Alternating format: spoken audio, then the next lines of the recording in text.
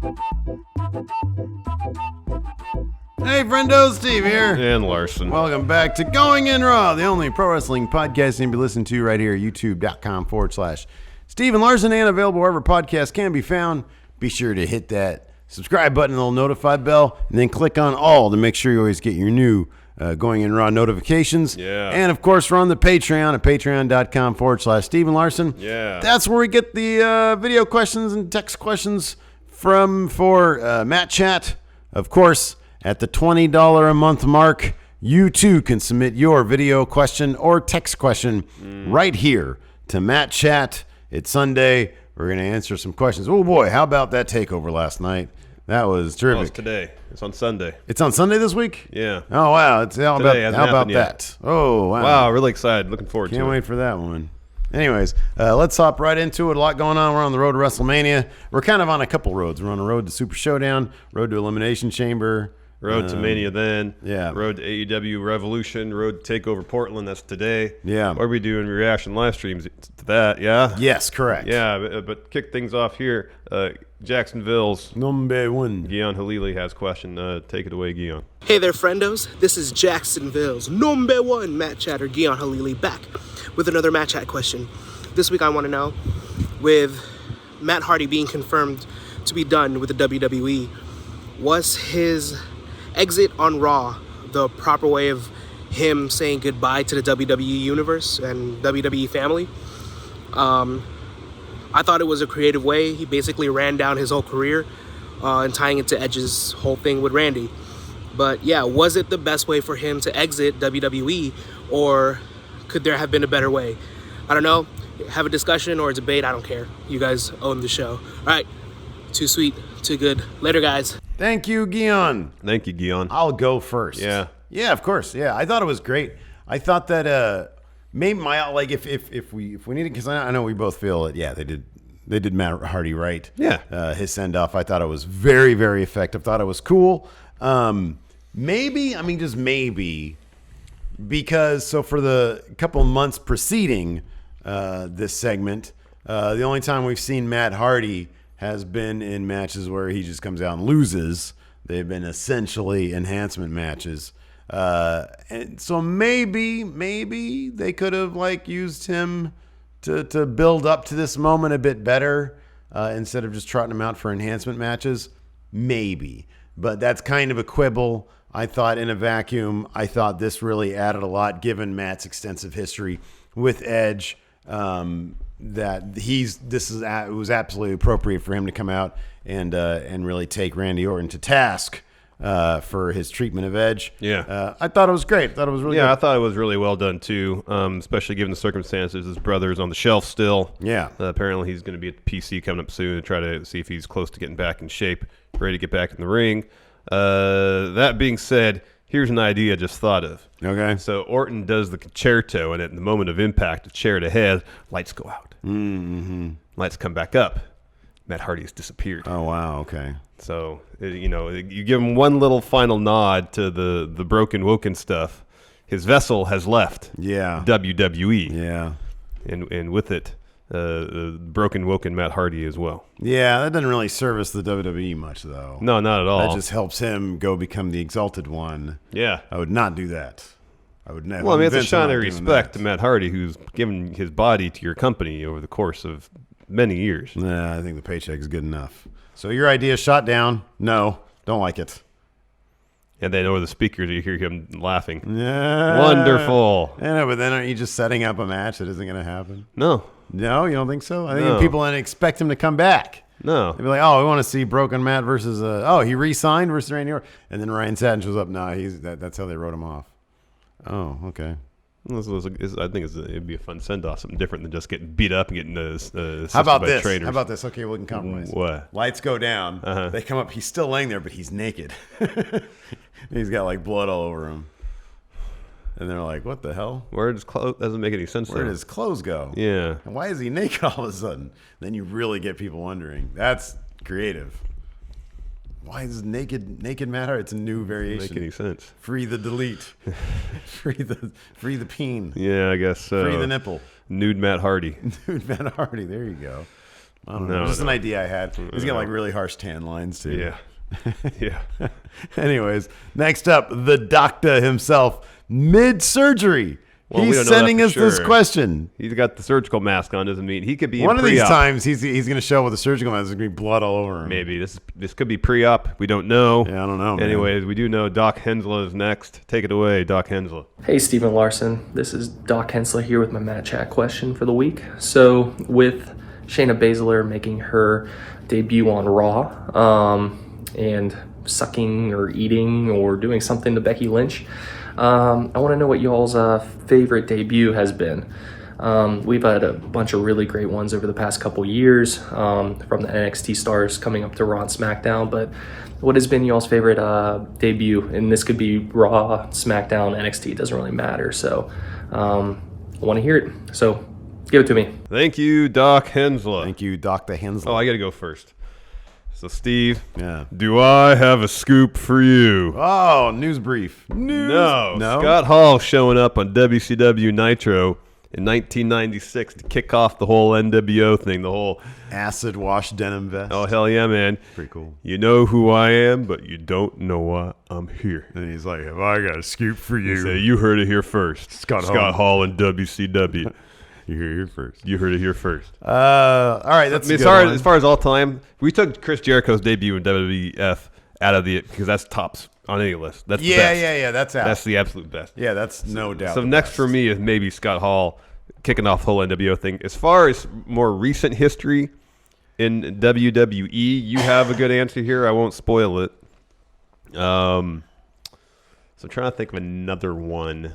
Oh, Kevin Owens. When Kevin Owens showed up on that episode of Raw and beat up John Cena, man, Yeah, that's a really good one. that was incredible. Especially that's your answer, and then that, or like, how is NXT call-ups done right? Owens might be the tops. That might be actually the best NXT call up like ever. Mm-hmm. Yeah, that's a good It was one. really good. So that's a really good one. I have on here. See, to me, it's funnier to talk about the worst ones. I'll give one of my personal favorites, and that's Finn Balor. I thought when they when they gave Raw its graphics overhaul, not this latest one, but the one prior to that. When they did the first draft. Or Yeah, the for that the draft. most recent first draft. Yeah. And Finn Balor was up on the stage with everybody else, and then they mentioned his name as being in line for a Universal title shot. Like they're putting those Some matches, those yeah. fatal four-way matches, I think, together. Yeah. And he was named. Like the entire crowd just sort of parts, and then he sort of steps up, and he just looks. He has like the coolest vibe. That to was him. the week after the draft, I believe, because he was just announced as being drafted. Didn't show up Yeah. on that episode, I believe. Right, yeah, exactly. And so he was there, and it was like, whoa, like the way people reacted to him. And then he just has a star quality Yeah. anyways. And he wasn't doing the cheesy smiling thing yet. He just came off as like super cool, instant contender. I thought that was really neat. The Owens one is actually better than that, though. I like talking about worst debuts. Yeah. I have on here Hogan's WCW debut when I think they just threw him a parade in like downtown Disney or At something Disney like that. World, yeah. Like, yeah. And they're like, it was just a bunch of confused Disney World goers. It reminds me of the time that I was going Like, to... it's a Hulk Hogan impersonator. I was going He to... looks smaller. I know. He looks deflated. It's deflated Hulk Hogan. I remember reminding me of the time not really, but I went to Disneyland and I didn't know it, and they were doing one of the Pirates of the Caribbean movie premieres. Oh, yeah. And so they shut down the park early. Oh, man. What a bummer. Yeah. And so we were sucks. trying to leave, and down in not downtown Disney, but the Main Street in Disneyland when you first walk in, they have all those shops on the side, and they actually have a road down the middle that you can walk through. Yeah, sure, yeah. Well, that was all barricaded off, annoying. so we had thousands upon thousands of people trying to get through on the sidewalks. That's horrible. On Main Street. That's horrible. At like 5 o'clock. That sucks. Because they were shutting down the park. Man, screw those people. So really nothing at all. But I guess you can imagine that they closed down the street because Hulk Hogan was in a convertible, sitting in the back of a convertible. Yeah, maybe. Not quite a Johnny Depp movie premiere. Hulk Hogan in a convertible. But at least people that went to Disney World that day could at least say they saw Hulk Was it Hogan. Disney I didn't or get to see Universal? Johnny Depp. It was Disney. It was Disney was World. Disney? It was Was Disney it? World in Orlando, yeah. Oh, wow. That's, kind of impressive, I guess. So, yeah, you get to see Hulk Hogan impersonator. And then other debuts. I mean, who can forget? This should really be a 10 for the win list. Who can forget Bret Hart curmudgeonly debuting in WCW. Yeah. That was just sad. It was. There was that. And then, of course, Lex Luger in his puffy shirt. Oh, man, tops. Bob Roode smiling a lot. Goodness. That was awful. There are not a lot of good NXT debuts. The Ascension immediately embarrassing themselves or being in a position that they were going to be embarrassed. Yeah. Those are all bad. Nothing beats the Monday Night Wars debuts, though. Oh, I know. Like, yeah. Especially like when Sandman showed up on WCW is Hardcore Hack. Yeah. What? Who's that guy? Why is he wearing like gray? Yeah.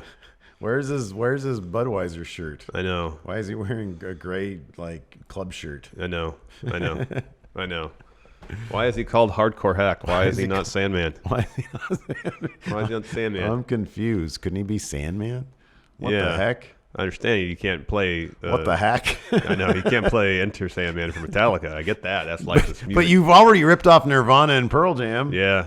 For some of your theme songs, can't you just rip off Enter Sandman? Yeah, I know.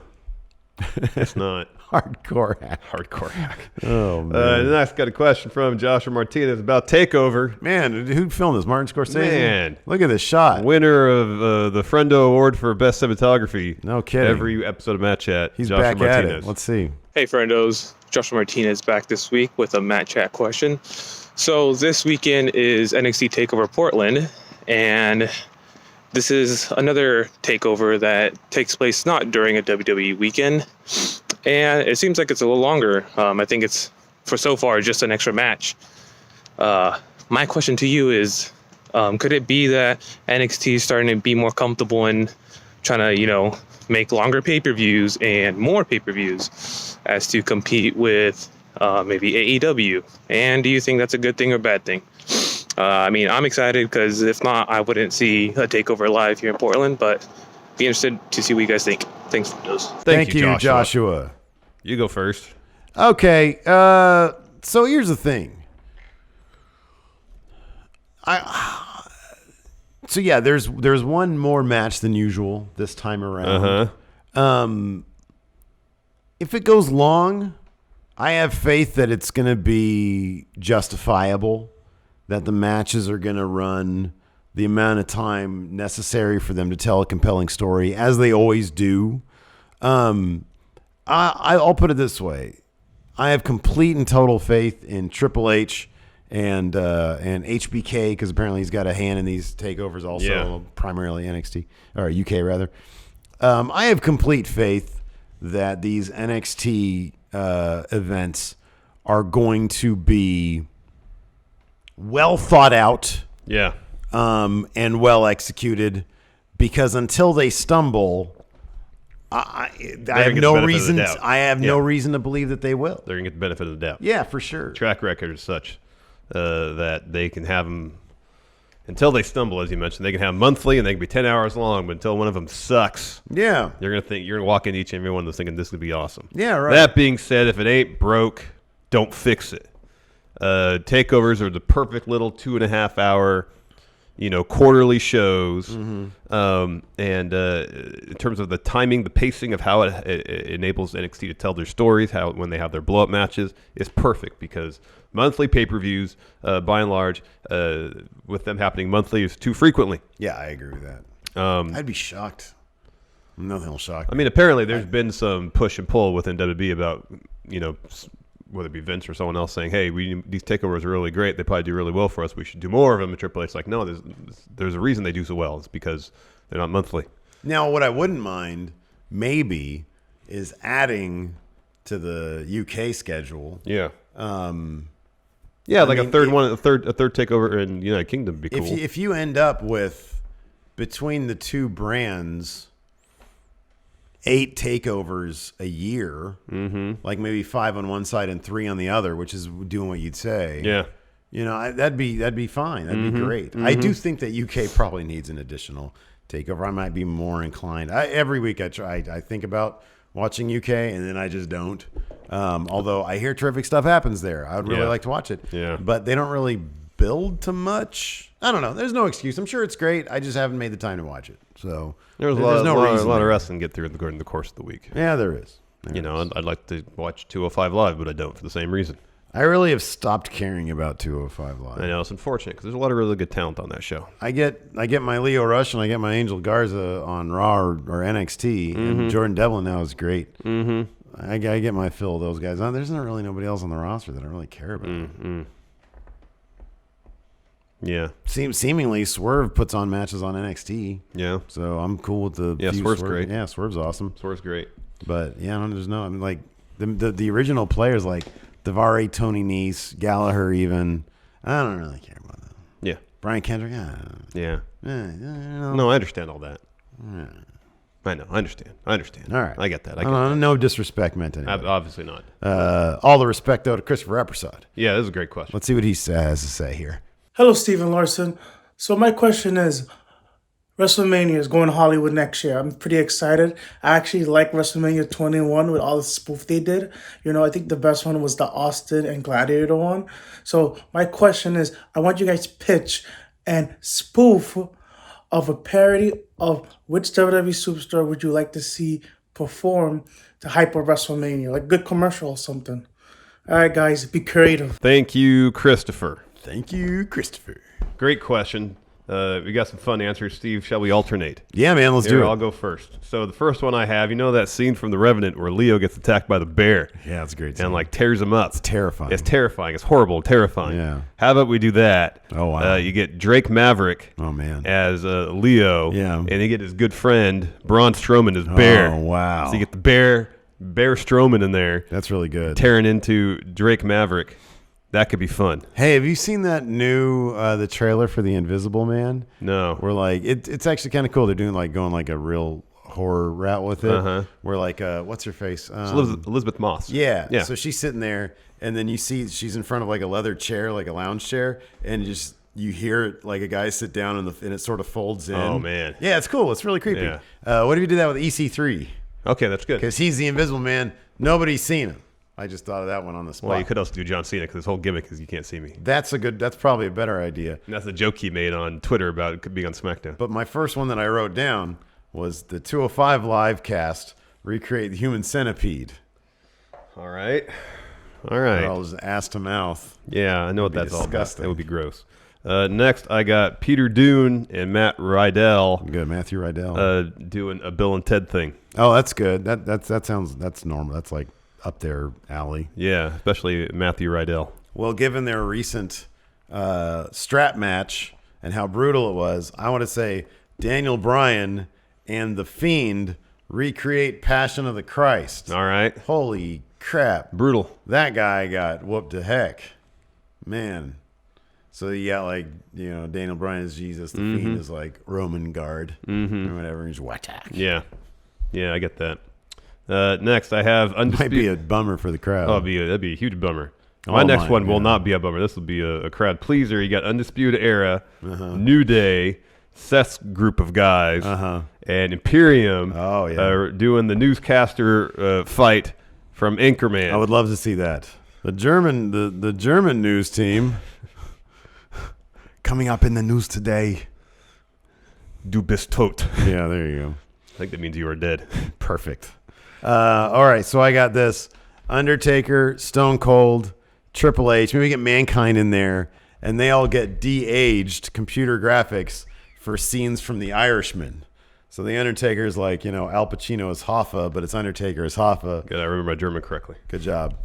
And he's all in the courtroom, and somebody comes up to him and tries to blast him, and he's like, you charge a guy who has a gun, but you run away from a guy who's got a knife.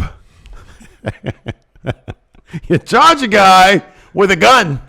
You run away from a guy with a knife. See, what was he talking about his son? My son charged him. Look at my son charged him. See what he did? Look, this kid here. It's so good. That was funny. I got to watch that movie finally. And then Undertaker will be the guy, because in the end, Hoffa gets killed by Stone Cold, Steve Austin. Oh, yeah. That's Stone Cold to be the De Niro guy. That's good. So he'll be like, oh, man, this is a setup. We got to get out of here. He's like, what? Clack. Yeah. I got one more. Randy Orton is Snake Man. Why would you put a fish in a car? You don't do that. You got to wrap it up, otherwise the smell's going to get in the car. Anyways, go ahead. Sorry. Randy Orton and Snake Man from Dreamscape. Oh, it's terrifying. And then Edge could be the Dennis Quaid. That's too scary, man. That's good. Oh, I like that. The Dennis Quaid. There you go. That'd be good. It'd be a reference that not many people would understand. Nobody would get that one. But I would love I would love it because I would get it totally. Snake Man, Randy Orton. Give it to me. We need to do a watch along with Dreamscape one of these days. Oh, hell yeah, man. That was a great movie. I used to watch that a lot when I was a kid. Me too. And there's titties in that movie. And it's really messed up. It's a really messed up movie, yeah. Yeah. Like a dude goes into a dream of this lady having like an affair with some dude. He's like a little Weasley guy. What was the one that's kind of like that with Christopher Walken in it, though? Oh, that was a messed up movie too. It was that was a Stephen King one, I think. No, I'm not talking about Dead Zone. Oh. I'm talking about a different one. The hell? There was another one? Yeah. He was in another Dead Zone-esque movie? That's crazy. Anyways, let's move on to the next one. All right, let's see here while you look that up. Cult of False Realities has a question about a Mania matchup coming up. Let's see what he has to say. What's going on, Stephen Larson, all the friendos out there? Cult of False Realities here, back with another Mad Chat question. And my question for this week is, why is WWE going to make Rhea versus Charlotte a total letdown? I feel like it could be the next Seth and Finn from SummerSlam with all build-up. You know, when Seth was telling Finn that he was just another version of him. When Rhea came in, they were literally saying how she was basically like Charlotte, and she changed her look, and she is amazing. So, explain why there's going to be a total letdown. Or you can do is it going to be a letdown? It's not going to be a letdown.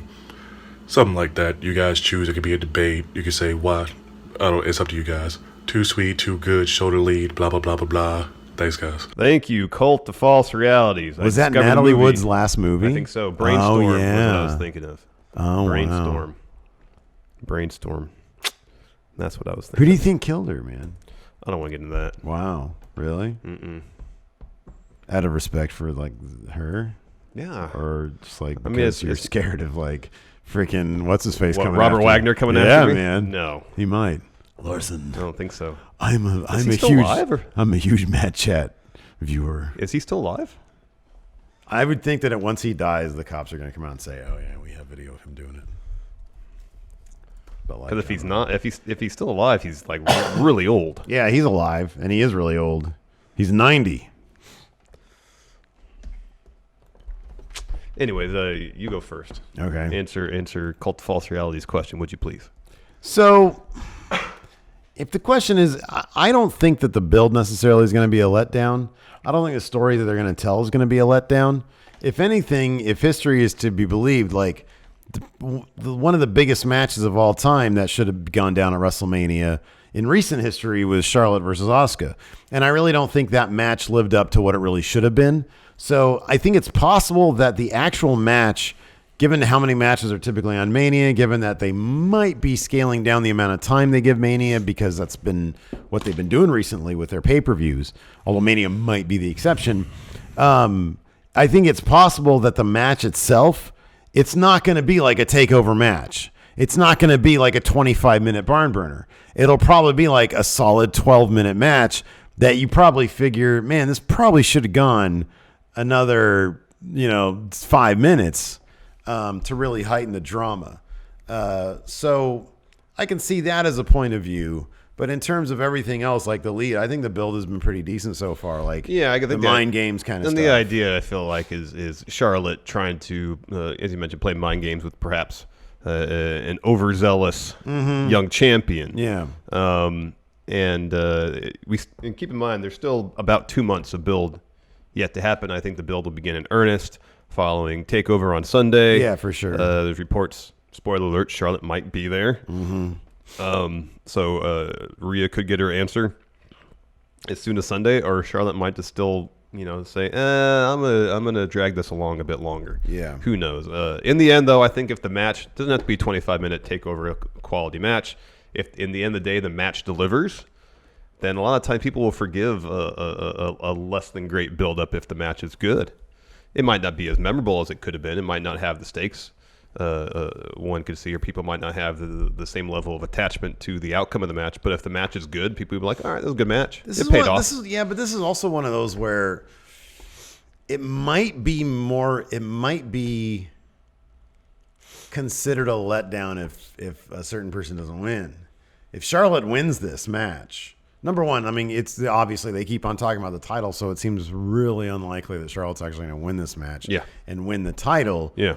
So you would think that unless they did a thing where they had a rematch on NXT TV and Rhea won there, but I don't really foresee that. Anything could happen, I suppose. But Rhea beating Charlotte is a big, big moment. Yeah. And one that is, I think, also, even if the match is relatively underwhelming, if they have the perfect final minute for the finish and Rhea wins it after maybe being on the verge of losing it, I think it'll go down. It'll be very, very high. I think there's a lot of ways that this can be remembered as something really cool. Yeah. But I think it all kind of hinges on Rhea winning this thing. Oh, definitely. I mean, I guess, Triple H said that he considers Shayna part of the NXT roster unless a deal is swung. So let's say at Mania, Shayna beats Becky. She's Raw Women's Champion. Charlotte beats Rhea. She's NXT Women's Champion. There's your deal there. Yeah. And the idea, the sight of Charlotte holding that NXT title is a fascinating one. It's a really interesting one. Yeah. And there's a lot of great talent in NXT that could be a lot of fun to see. And then you get the story of Rhea climbing back to get that title off Charlotte. Yeah. Which they might see value in that story. I don't know. Yeah, it'll be interesting to see what happens. Yep. I mean, this could totally be one of the things. Like, I'm probably going to be, saying, yeah, Rhea's totally going to win this. But they could pull a swerve here. We just don't know. It kind of depends on the rest of the card, too. You think so? Yeah. I kind of think this exists in a bit of a vacuum. Well, I mean, in what way do you mean? I mean, just in terms of. I feel like last year was a bit of an anomaly where there was 3 matches that the fans were heavily invested in seeing their person win. Oh yeah, and the way they booked the show more or less allowed that to happen. If they had stacked those 3 matches towards the end of the card, just in terms of the ebb and flow of the show, the story of the show unfolding, that wouldn't have taken place. But they had Brock and Seth open the show. Seth won, and then you have Kofi and Daniel Bryan right in the middle. Kofi wins, and then you have the women's match, the main event. Becky wins. So the fans get their choice winning all 3 matches, but because of the ebb and flow of the show and how it was structured, I felt like just the structure of the show allowed that to happen. I kind of think that this isn't up there with. So, like, yeah, I get it. The fans are going to want to see Rhea win, but the intrigue of Charlotte winning the title and what that means, I think, is also pretty interesting. And I'm not sure the fans will start crapping all over the match. No, I don't necessarily mean it in that sense. I'm just trying to say in terms of the structure of the show, if there's any other huge surprises or shocking outcomes they have planned, I'll put it this could way. influence. I think Rhea winning and Charlotte winning are both kind of shocking moments, because, like, man, are they really going to have Rhea beat Charlotte? That's a big deal. That's a huge deal. But at the same time, Charlotte is NXT champion. Yeah, that's a big deal too. So I think they're both very interesting scenarios. Oh, they definitely could be. One. So I don't know. Maybe I'm just backtracking on what I said earlier. I don't know. Well, you could reconsider. Well, Charlotte winning is a big deal. Like, her having the title is a really interesting thing. Yeah, it would be surprising. Yeah. Next, got a question from Rich. Okay. Friendos versus MashBro here. In the week of Valentine's Day, you must choose 2 female wrestlers to take out for Valentine's Day. Take your marriages out of the equation. Take all limitations out of the equation. Your 2 dudes taking out a couple ladies. Who do you pick? Where do you go? What do you do? And the most important question coming from the Smash Bro is, do you smash? Let me know, friendos. Too good, brother. Thank you, Rich. Thank you, Rich. Go ahead. So, like, we're both married, so it's kind of, I'm just going to start talking about, like, banging WWE superstars. That's a little tacky, isn't it? It is tacky, and there's always the possibility that, we haven't done any interviews of late, but down the line. Yeah, I know. That being said, Eva Marie, because there might be, like, a wardrobe malfunction there. Ew! Now, it would be cool to sit down with a couple veterans. Oh, yeah. That have traveled the world, wrestled all over the place, and hear their Larson stories. prefers the elder women. in terms of just like a what was it called, table for three, the WB. Wow, you're going for the threesome. Interesting. Jeez Louise. Lovely. That type of format where I get to have a conversation with I don't know, like say Becky and Io Shirai. Oh yeah. And get to talk about their experience wrestling all over the world. Well, everyone. You know, what they deal with to make their way to the top of the industry. That would be really interesting. Yeah, and then you reach for a titty. No. Not at all, Steve. Oh, man. I'm just clowning around.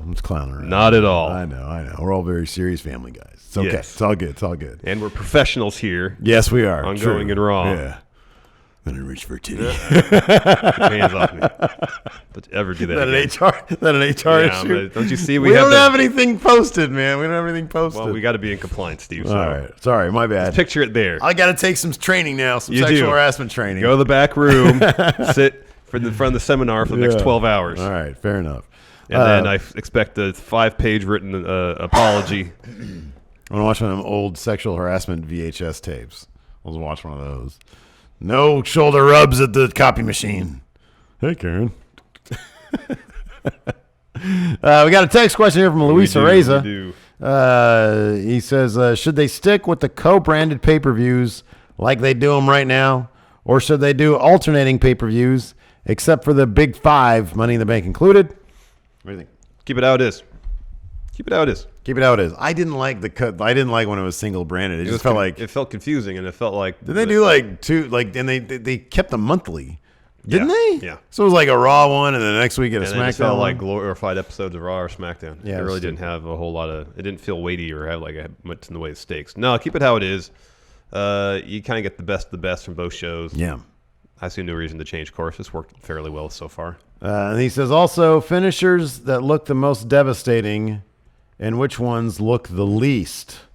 To me, the last ride looks pretty goddamn devastating. Yeah, power bombs of pretty much any variety look like they could be bad. Power bombs look rough. Like if you're in a bar fight and someone power bombs you, you're probably you're done for. Yeah, the odds of you remember to tuck your chin. Yeah, in the midst of a bar fight. You're not gonna remember to do that. But like Starship Pain. Yeah, that's very silly. Looks the least devastating. The skull crushing finale.